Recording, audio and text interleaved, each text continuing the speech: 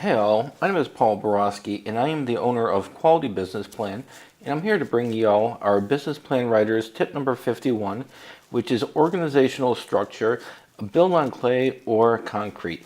And what we mean by that is that when you write a business plan, make sure to include an organizational structure.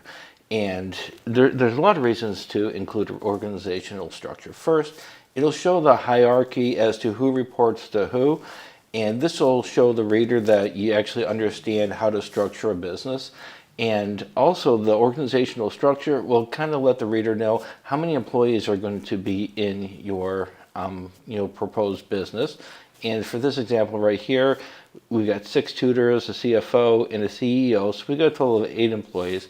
And we can also see that the tutors report to the CEO and the CFO reports to the CFO. So there's a lot of different aspects as to why we want an organizational structure. And so let me show you all how to go ahead and create an organizational structure in Word that you can use in your business plan. So the first thing you all are going to do is you're going to go to Insert, then you click on Smart Art, and from there you're going to go to Hierarchy, and then you go ahead and click on this right here, Organizational Chart. And once you have that, what I like to do is I like to just get rid of all this information here, and I like to just start right here. And so if you're a small business owner, first thing you want here is going to be the CEO. So that's going to be the head honcho right here. And then what we'll have right here is we're going to have so we'll have the CEO, and then let's say this is a restaurant. We're going to have the general manager.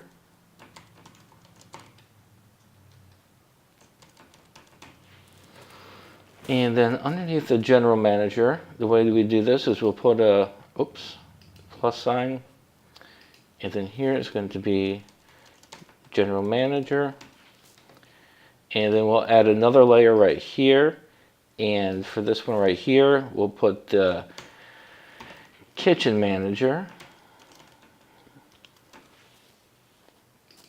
and then we'll also go ahead and put the front of house manager. Again, this is an example for a restaurant organizational chart. Front of house manager, and then we can go ahead underneath the front of house manager, we can go ahead and put server, and we'll put 5. We'll add one more, and then we'll have host. We'll put 2. And then what we'll do is we'll go back to kitchen and we'll hit another plus sign underneath kitchen. And here we'll put cook, and we'll add 3. And then we'll hit another plus and we'll put prep. And we'll add 2. All right. And then what we're going to do now is we're going to go ahead and we're going to make this where the kitchen manager is going to report to general manager. So to do that, we're going to click on this blue button here, and we'll do the same thing here, and do the same thing for the kitchen prep. And so now what we've got here is we've got the cook and the prep reporting to the kitchen manager, who then reports to the general manager. And now what we want to do is we want to make this front of house manager report to the general manager as well. So we're going to downgrade it and do the same thing for server, and do the same thing for host. And so now what we have here is pretty much a functional outline as to how just a general restaurant would work with the CEO, general manager, and reporting to the general manager is going to be the kitchen manager and the front of house manager.